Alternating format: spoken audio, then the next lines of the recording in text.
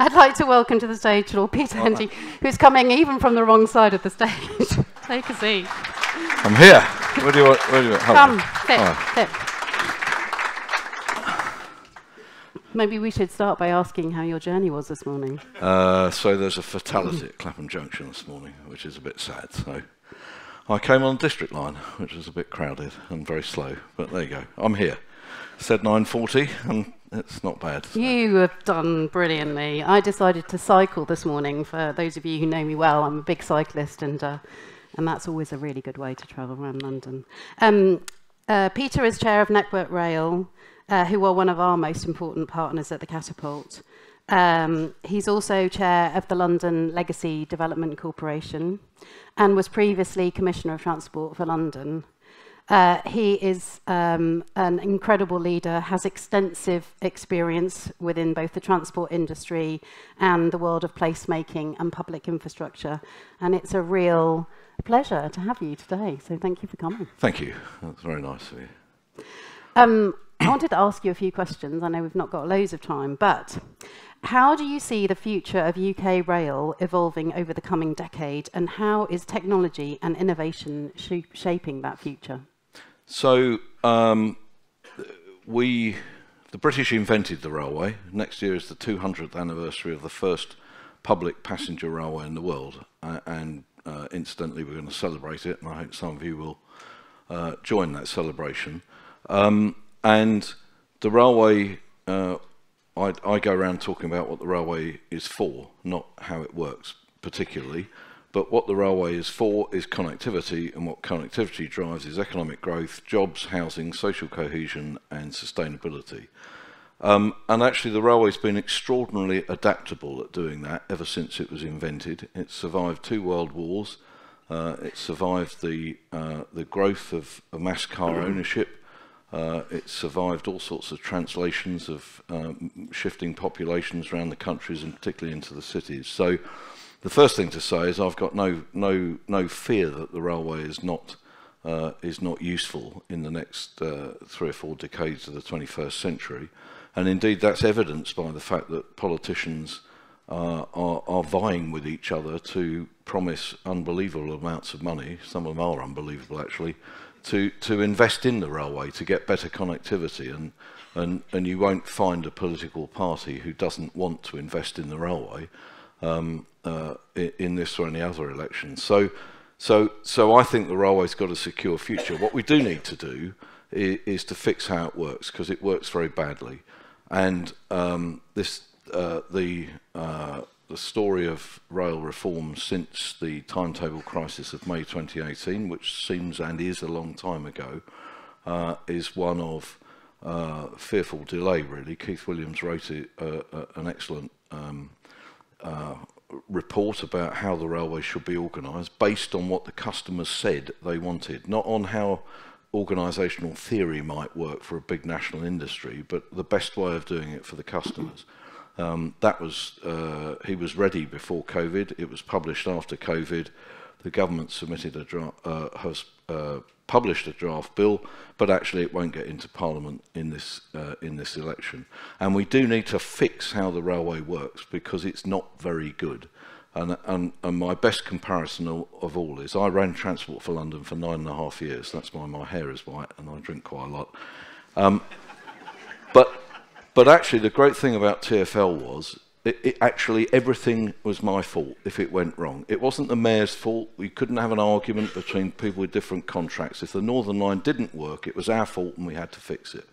And the railway is not like that. In fact, Andrew Haynes, my brilliant chief executive, and I frequently observed that actually over 30 years the culture of the railway is that there's always somebody else to blame. It's always somebody else's fault. You know, and actually that it's really not good enough, and it's not good enough for performance sake. So will it evolve to meet the changing demands of the economy and society? Yes, it will. How it's organised needs to be fixed, and it needs to be fixed rapidly, and we're very committed to doing that, because in the end you want somebody who takes account of the contribution that the railway should make to the British economy and society, and is responsible for the performance of it on a day-to-day basis. Who owns bits of it is actually secondary. as it was at TfL actually, but that's really important. So the things that, second part of your question, which hopefully I know what you asked. Technology. Yeah. So look, if you look at it from a customer angle, the offer of information, fares and ticketing is woeful. And it's woeful in comparison to, again, to TfL. People hate me on the railway for keep comparing it to TfL. The national railway system is more complicated. Buying a ticket from London to Edinburgh isn't the same as going from Finsbury Park to King's Cross on the Piccadilly line.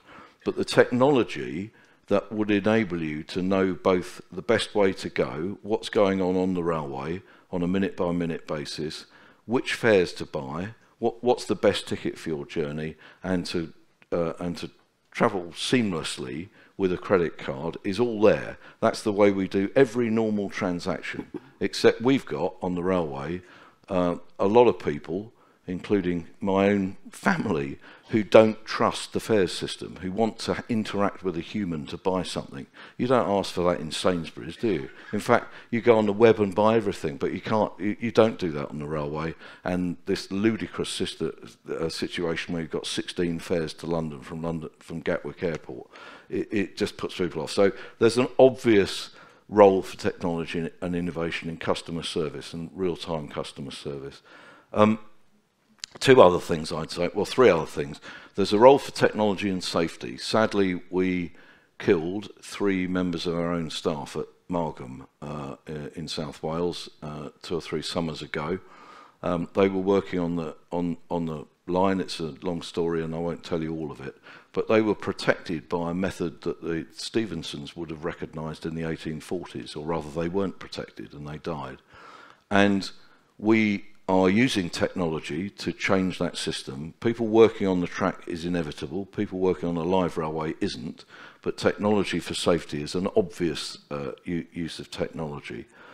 The third aspect is telecoms. I take issue now quite strongly with transport planners who use the value of time. So I am going to Scotland, which is why I'm on first thing in the morning for a fireside chat, which would be much better at 4 o'clock in the afternoon. Actually, I'm not really bothered how long it takes me, because I've got about 6 days' work in my bag, and actually I can work quite happily on a train, and it's a really comfortable thing to do.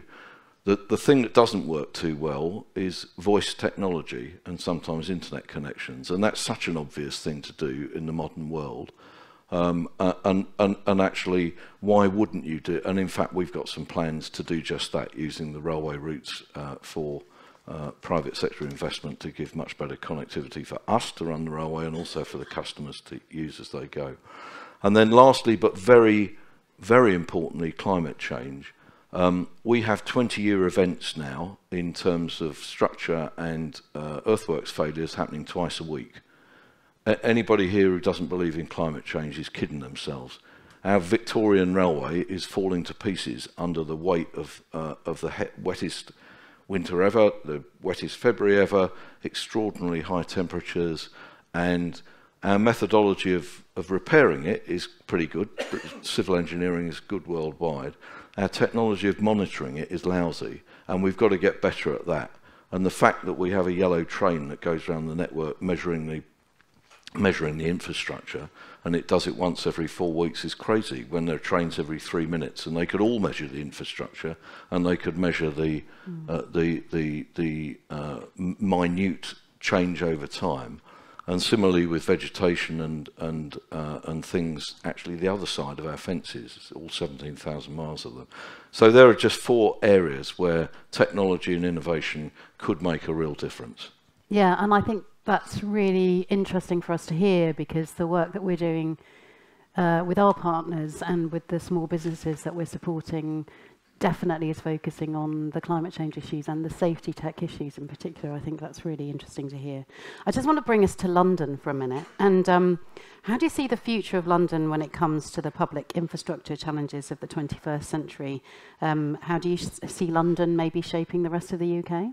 So the politics of London has become very difficult since, well, not connected to, but since I left TfL in 2015, which is sadly nearly 10 years ago, and the the pressure is for better connectivity in the Midlands and the north of England, and it's entirely understandable, isn't it?